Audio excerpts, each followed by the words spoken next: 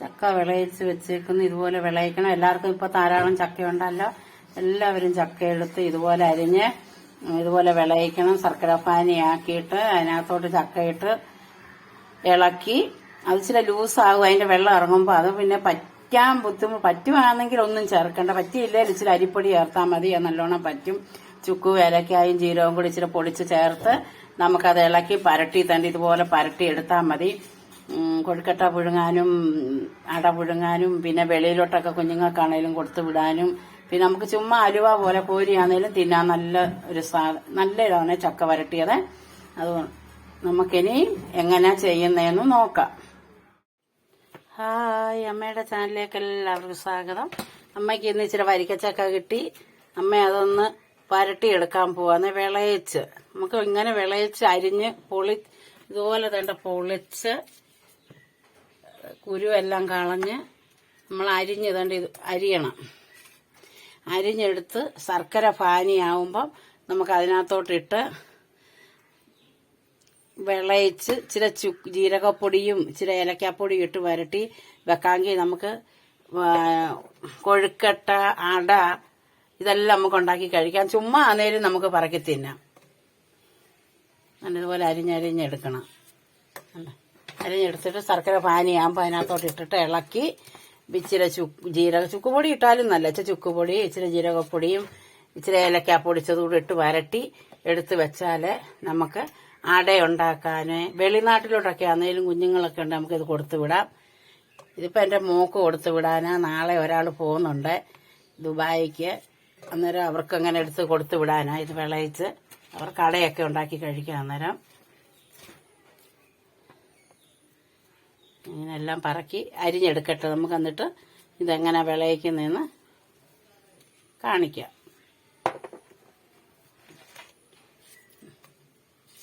ഇങ്ങനെ അരിഞ്ഞിട്ടാൽ മതി.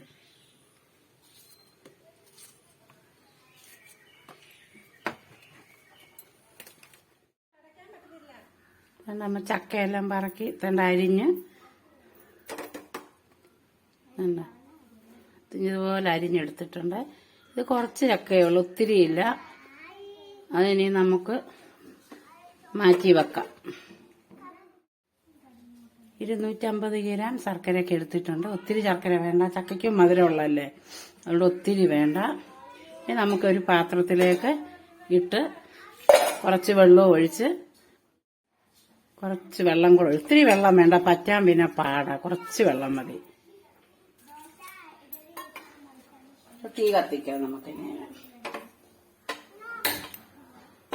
അതൊന്ന് ഉരുകട്ടെ.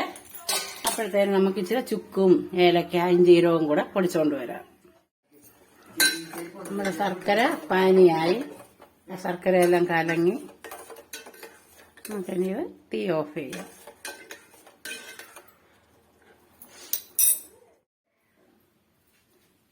ശർക്കര പാനി ഒഴിക്കായി പാനിലേക്ക്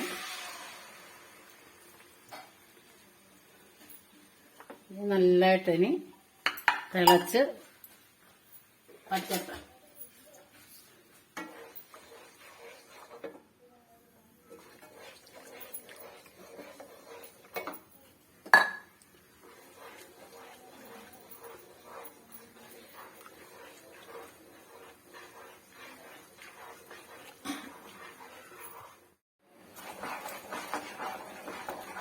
ശർക്കര പാനിയായി. നമുക്കിനി ചക്ക അങ്ങോട്ടിടാം. ഇതിനകത്തോട്ട്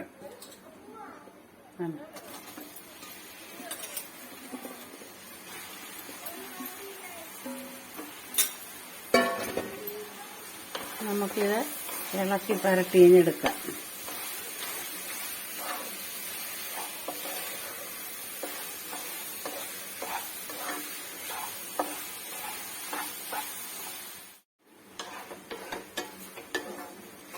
ചക്ക വരണ്ട, ചക്കയുടെ വെള്ളം ഇറങ്ങുന്നുണ്ട് ഇതിനകത്തോട്ട്.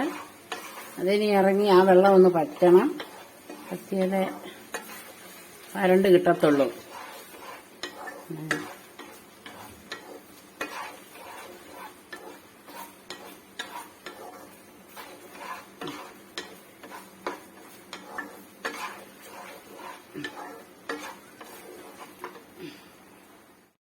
നമ്മുടെ ചക്കയെല്ലാം നല്ല വരണ്ട് വന്നു. നമ്മളിനി ചുക്കും ജീരകവും ഏലക്കായും കൂടെ പൊടിച്ചിട്ടതും കൂടെ ചേർക്കാം.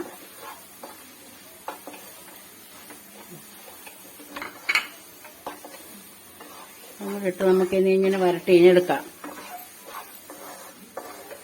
ഇങ്ങനെ വിളയിച്ച് വെക്കാമെങ്കിൽ നമുക്ക് അടയുണ്ടാക്കാം.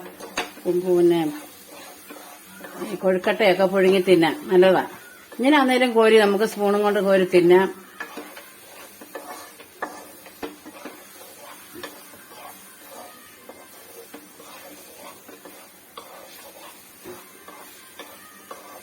ഇതേന്ന് വിട്ട് വരുന്നുണ്ട്, എല്ലാം ആയി.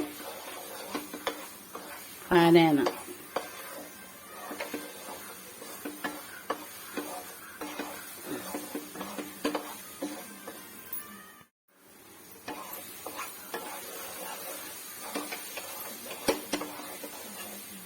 നമ്മുടെ ചക്കയുടെ വിളയിച്ചെടുത്ത അമ്മ ഇത് പരുവാണ്. ഫാനേന്നെല്ലാം വിട്ട് നല്ലതായിട്ടായിട്ടുണ്ട്. എല്ലാവരും ഇതുപോലെ ചെയ്ത് നോക്കണം. ഇഷ്ടം പോലെ ചക്കയുള്ള സമയമല്ലേ ഇപ്പം. അമ്മ ഒരിച്ചിരേ ഇപ്പൊ എടുത്തതാ. അതുപോലെ ചക്ക കിട്ടുവാന്ന് എല്ലാവരും ഇതുപോലെ ചെയ്ത് നോക്കണം. അമ്മയുടെ ചാനൽ ഇഷ്ടപ്പെട്ടെങ്കിൽ ലൈക്ക് ചെയ്യാനും സബ്സ്ക്രൈബ് ചെയ്യാനും അമ്മയുടെ കൊച്ചു ചാനലൊന്ന് കാണണേ. അടുത്തൊരു വീഡിയോയിൽ വരുന്നിടം വരെ ബായ്.